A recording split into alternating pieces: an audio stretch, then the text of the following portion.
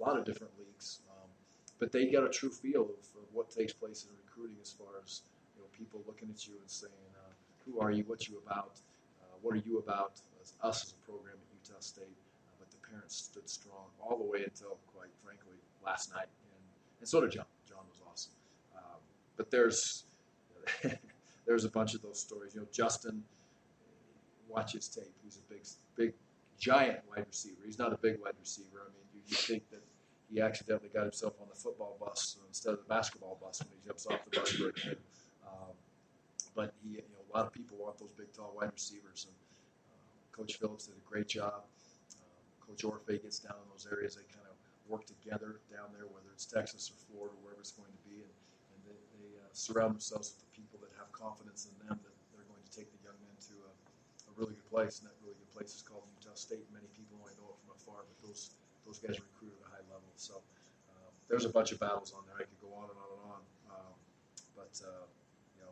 It goes back to this place. It goes back to those coaches doing a great job of showing them what this place is all about. Coach, is there such thing as having too much at one position or too much depth at one position? And if so, does that affect how you recruit or what you recruit? Yeah, it absolutely does. And if you look and you say, we go look at, you take a young man like Brock Lane. Our need was as a tight end, and we needed to get our numbers there, but our numbers are high as seniors on our list with tight ends, and he's different. He's an athletic guy that can move and run, and so when you talk about too many, that may put us, maybe looks like right now you're too many, but not with the shift that we're going to have within the offense as far as at times playing with two tight ends more.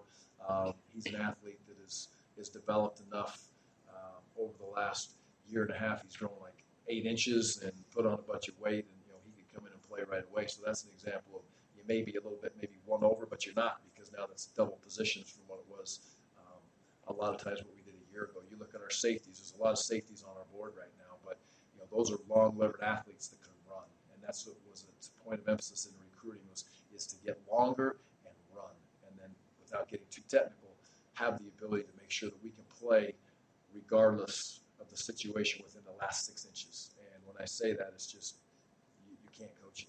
All these kids have that. They've got that. Watch their highlight tapes that are out there. They can all make decisions in those last 6 inches, that whether it's tackling or catching a contested ball as a corner or a contested ball as a wide receiver or what have you. It looks like to us all these kids have that, and so that allowed us to grow the class and make heavy in some spots such as the safety spot, but they're not, because our long-levered defenders are going to help us, and that's why they'll have a chance to play as freshmen. Yeah, there were definitely some positions based on graduation and need that you really had to fill, like special teams, running back, wide receiver, cornerback, D-line. How do you think that went as far as filling those positions, and are there any other positions that you're still looking for? I think it went well. And every year it's you look back and you say, where are you going to take the hits? Where did you take the hits? And try to make those be as small a hits as you can, I suppose. But a lot goes into that. Graduation, possible transfer kids, injuries, unfortunately, play a part in that. So I think we did a great job of identifying that, studying it, looking at it, and saying, okay, what do we need in these spots? So I'm proud of, again, the staff. The one thing I did forget to mention is our kids, how our young men in the program recruit when they get here. They do a tremendous job. And that's a big part of why these guys are here. And the last part of your question, is there more to go? Yes, there is. We'd like to find a linebacker, and we'd like to find another running back. And that would be key for us, both potentially grad transfers. Do you think eventually you might take more grad transfers when that all clears here in the next? Just those 2 spots, potentially. Yeah. More, most likely, it would have to be somebody we deem as just very, very special for us to be able to take another step with anybody else with this class. I think we're in a really good spot with where we sit with our initials for next year. And obviously, we've used all our initials moving forward through this year, or the plan to be used. So could we look back and say, is there a special athlete out there? We talk about all the time as a staff is never say no to what you would deem as a difference maker. So if that was to show itself, we would look into that situation. But it doesn't necessarily you wouldn't come from running backs to linebackers for a grad transfer. You could, but you're also still looking for guys in those spots. Yes, we would like to find a grad transfer or an older player or somebody that we could deem as a difference maker to affect our team next year, a linebacker and a running back, and affect us in a positive way to make us better. Talk about the two athletes listed as athletes, Crew Wakely coming back from a mission, and Otto Tia. Is there a position that you kind of see them playing, or what types of players? Yeah, so if you start with Otto there, Otto's obviously going to serve his mission. He's a young man that you sit in we looked at it today, and Bodie, Coach Reeder had never really seen him much because obviously he's been here and hasn't been here for long. We watched his recruiting tape, and he's sitting there and he's rolling his eyes like, why is this guy? We talked about him playing defense, right? And then defensive coaches are looking at him like, you can shut your mouth, Bodie, right? I mean, so that's why he's listed as an athlete. And a lot of it is going to depend on how Otto grows, how he develops, where he goes on his mission. He's just a tremendous athlete. Again, tall, long-levered, has a great mentality. Was here, he's going to be a great player for us. Was here last week, so we'll just see how he grows. Yep. And with Crew, he did everything for his team in high school. If you watch the tape, I mean, he was like Mr. Everything, and not to discount the rest of the team, but he was a fantastic football player. And he has the ability to, like I said before, he made a lot of great things happen on the offensive side of the ball. We look at him and say that would definitely transfer over to the defensive side of the ball. A lot of that's, again, that same conversation came up that I just mentioned on the offense-defense when we watched his 4 or 5 clips that he has on his highlight that's going out there for signing day. So that's a great compliment to have an athlete next to their name because that means you've got people competing for you on both sides of the ball. I saw Keegan Duncan play in high school in person a couple of times. I think the most dominant high school player I've seen per his competition. I saw DJ Williams play once a day with Sal, but probably the two most dominant I've seen. How confident are you that his abilities will translate at this level? Very confident. He's been with us. He's obviously in the program. Just every day is hungry to get better. He's strong, physical, tough-minded. He's going to get coached by Coach Anna at an inside linebacker position where I think there's nobody better to do that, to be able to bring a young player along and get him in a position to play at a high level early. I think the difference, the switch, the tweaks within the defensive scheme will allow Keegan to play within his talent level. When I say talent level, he's a tremendous athlete. He can run. He's long-levered. He's going to be a sideline-to-sideline player, which we want our linebackers to be, but yet he can still be tough and physical. So the learning curve for him will not be so much of a physical nature, although he hasn't played that position much. I think we'll get through that very quickly with him. It's just handling the mental side of it and understanding the game of football. But again, there's nobody better than to coach him than Justin Anna to get him ready for that spot. He's an exceptional, very rare talent, in my opinion. How much information can you actually get from the recruiting videos that you see on these websites from these players? Initial, it kind of depends how it's put together by the kid or by the coach or by whoever's putting them together, but they're very valuable. We look at them, that's the first thing we usually look at. We take it from there, and our recruiting department does a tremendous job of breaking it down and making a tape that has good and bad and okay stuff in it. So we don't just always just look at stare at the highlight tape. We'll break down the tape and see what he does, and then we'll watch a whole game on it also. But as an initial evaluation, it is a huge part of the process to get the ball rolling. Coach, I mean, you think the attention on the recruits, but Pro Day coming up here in about a month or so.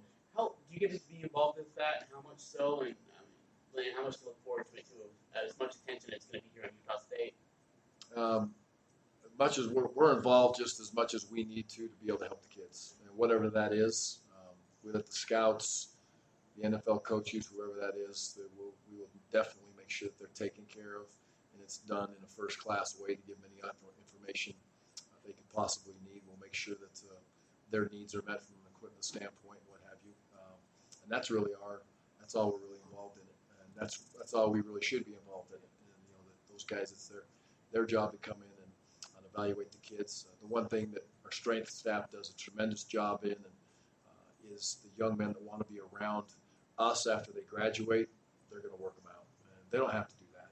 They do that because they want to, because it matters, because those kids need to be in that position. So the more we can support our kids that are still in the program, even though they don't have any eligibility left, Coach Hicks and his crew do a tremendous job of from nutrition to stretching to making sure we take care of any nagging injuries or any deficiencies that they have to get them prepared for pro day. If you can think of any of these players, I don't know, but was there one or two that you really tried to get but you couldn't get, ended up going elsewhere? Oh yeah, absolutely. If you win every recruiting battle, you're recruiting the wrong guys, right? So it's kind of the age old comment I make to the staff every year. I tell them if you go 2 for 4 on the guys you're recruiting, you're a great recruiter. If you go 1 for 4, you're fired. And that's kind of what it ends up being, right? So it's a very fine line to where you live in the recruiting area as far as signing guys. And when I say that overall, that's a whole program looking at each other and identifying good players that you're going to have to compete against and compete at a high level. And you are not going to win them all, and that's okay. But when the key thing for me is when you lose, it's really hard for that kid to say, "Gosh, Coach, I'm not coming to Utah State." It's not just he just forgets about you, or he moves on, or didn't have any feelings, or didn't have any belief in this place. Because if you have a heart, you got a huge belief in this place. As you go through the process, in my own personal opinion, and I know I'm biased when it comes to those things when I say that, but that's the facts. So that's the key. You win some, you lose some, and we never cry over spilt milk when we get to that point. We just go fight again and find the next guy. And the one thing we'll not do as a staff, is we'll never beg a kid to come to Utah State. That will never happen. Once they make that decision and say, "Hey, here's what we're going to do," we'll educate, we'll communicate a bit, but we're not going to beg, because we don't have to beg anybody to come to this place. Do any specifically come to mind? That we lost? Yeah. I wouldn't mention their name even if I did. Yeah.